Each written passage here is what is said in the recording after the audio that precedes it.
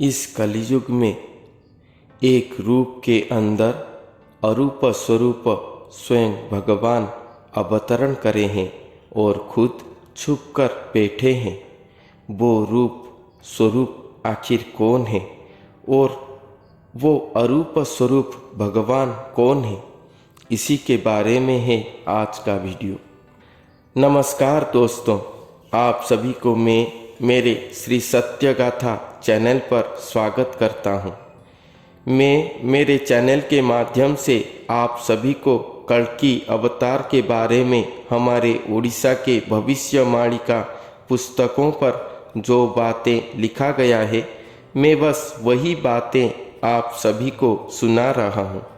आपको हमारे वीडियो अच्छा लगे तो लाइक करें और हमारे चैनल को सब्सक्राइब जरूर करें और बेल आइकन को ज़रूर दबा लें ताकि मैं वीडियो अपलोड करते ही आप सभी के पास मेरे वीडियो पहुंच सके। दोस्तों, मैंने आप सभी को मेरे पिछले वीडियो पर कह चुका हूं कि कलयुग के अंत समय पर स्वयं सृष्टिकर्ता भगवान अपने सृष्टि चक्र पर अवतरण करेंगे और वो अपने अंश अवतार गुरु अंग स्वरूप मानव देही को धारण करेंगे। दो अंग मिलकर एक अंग होंगे। इसी लीलामृत तथ्य को लेकर उड़ीसा भविष्यवाणिका की रचयिता महापुरुष अच्युतानंद दास जी ने अपने 64 माणिका पुस्तक पर एक उक्ति लिखे हैं, जिसके ओडिया पंक्ति को पहले मैं यहाँ उपस्थापन कर रहा हूँ। रूप भितरे जे अरूप रहिछि परम आनंद, रूप भितरे जे अरूप रहिछि परम आनंद, पारिबु जेबे हे धनुर्धर वीर ताहांकर पाद बंद, ताहांकर किछि भेदाभेद नाही कि जाति अजाति, सेही अनादि धारण करिअछि अनंत मूर्ति। ये श्री कृष्ण और धनुर्धारी अर्जुन के बीच कलयुग के अंत में होने वाली अवतार के विषय पर हुए वाक्यालाप संबंधित उक्ति है। यहाँ पर श्री कृष्ण भगवान ने धनुर्धारी अर्जुन को कहते हैं कि कलयुग की अंत समय पर एक ऐसा मानव देही रूप आएंगे जिनके शरीर में या जिनके रूप के अंदर स्वयं सृष्टिकर्ता भगवान अपने अरूप स्वरूप में अवतरण करे होंगे और वो मानव रूप के अंदर रहने से स्वयं अरूपनाथ परम आनंद लाभ करते होंगे। श्री कृष्ण भगवान अर्जुन को कह रहे हैं कि हे अर्जुन, तुम अगर सक्षम होगे तो धरती पर जाओ और वो मानव देही स्वरूप की श्री पादद्वय को वंदना करो। वो मानव देही स्वरूप की कोई भेदभाव जाति अजाति कुछ भी नहीं है। वो मानव देही स्वरूप के पास स्वयं सृष्टिकर्ता भगवान कुछ भी भेदभाव न रखे हुए एकाकार एक स्वरूप होकर बैठे हुए हैं। इसलिए अपने भक्ति भाव से अपने आप को सक्षम करो, अपने आप को सुयोग्य करो, अपने आप को तैयार करो ताकि तुम सक्षम हो सको उनके पाद द्वय को वंदन करने के लिए। ये सच है कि उनके पास भेदभाव नहीं है, कोई जाति अजाति की भेदभाव भी नहीं है। फिर भी वो स्वयं अनादि भगवान, जिनका आदि अंत कुछ भी नहीं है, जो स्वयं ब्रह्मांड कर्ता अनादि भगवान है, उनको अपने श्रीअंग पर धारण करे हैं।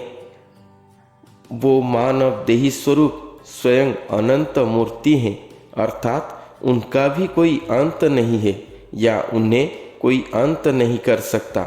इसीलिए ही तो वो अनंत स्वरूप है। आज तक धरती पर स्वयं भगवान को धारण करने वाला स्वरूप सृष्टि ही नहीं हुआ था। अगर स्वयं भगवान कोई भी नर स्वरूप को धारण कर लेंगे तो वो चाहे उनका अंश स्वरूप ही क्यों ना हो, वो स्वयं भगवान को धारण करते ही उनका मृत्यु हो जाएगा, या वो अंश स्वरूप का शरीर का पतन हो जाएगा। अर्थात स्वयं भगवान को धारण करने की क्षमता उनके पास नहीं था। जैसे हर वस्तु की कुछ लिमिट होता है, जैसे एक पानी की जहाज में हम एक लिमिट वजन का वस्तु को लेकर जा आ सकते हैं, उससे अधिक हुआ तो जहाज पानी में डूब जाएगा। उसी तरह हर पावर या शक्ति की भी कुछ लिमिट होता है। उसी तरह अवतारी पुरुष स्वयं भगवान का अंश स्वरूप होकर आए थे। उनके कला शक्ति की वर्धन भी घटा था, मगर वो अनंत शक्तिधारी होकर स्वयं अनंत देही मूर्ति अर्थात जिस स्वरूप का ही अंत नहीं है, जो अनंत देही स्वरूप है, वो न हो सके।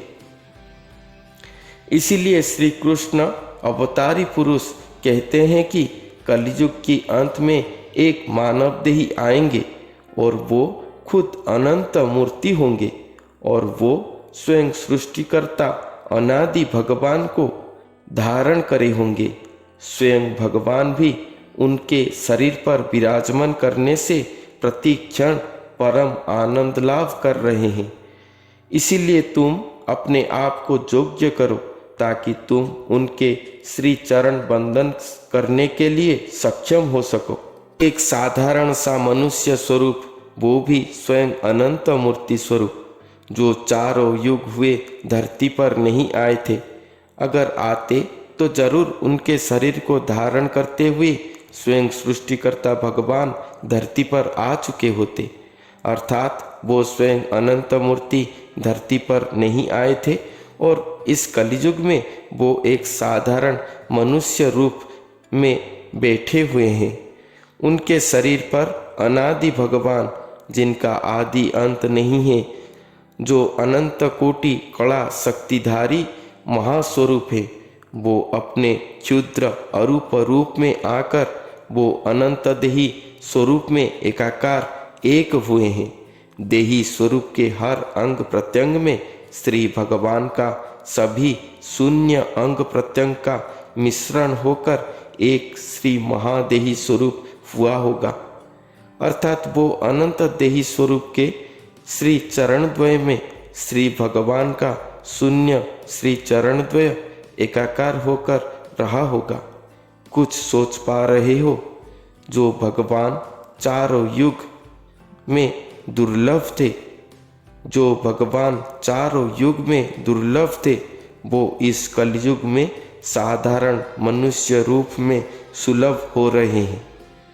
इसलिए उनके चरण वंदना करने के लिए हम साधारण मानव लोगों को भी योग्य होना पड़ेगा, योग्यता अर्जन करना पड़ेगा। हमें विशुद्ध चित्त, शुद्ध सरल मन, पाप रहित शरीर, निष्काम भक्ति प्रेम से उछल रहा प्रेम पिपासु शुद्ध भक्ति की आवश्यकता है। तभी तो हम उनका चरण को प्रत्यक्ष में वंदन करने के लिए सक्षम हो पाएंगे।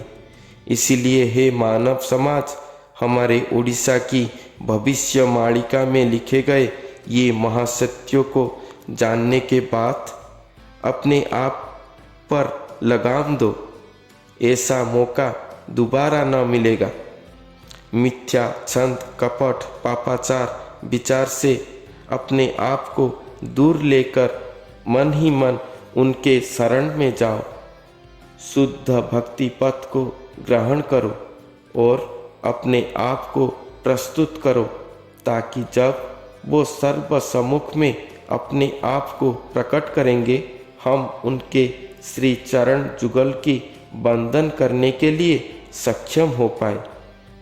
महापुरुष अच्युतानंद जी के 64 पटल मालिका पुस्तक की ये पंक्ति से हमें यही संदेश दिया गया है। आप सभी को कल्कि अवतार के बारे में ये तथ्य कैसा लगा, जरूर कमेंट करके बताएं। अच्छा लगे तो लाइक करें, शेयर करें और हमारे चैनल को सब्सक्राइब जरूर करें। आज के लिए इतना ही, फिर मिलते हैं अगले वीडियो पर एक नई तथ्य के साथ। तब तक के लिए नमस्कार।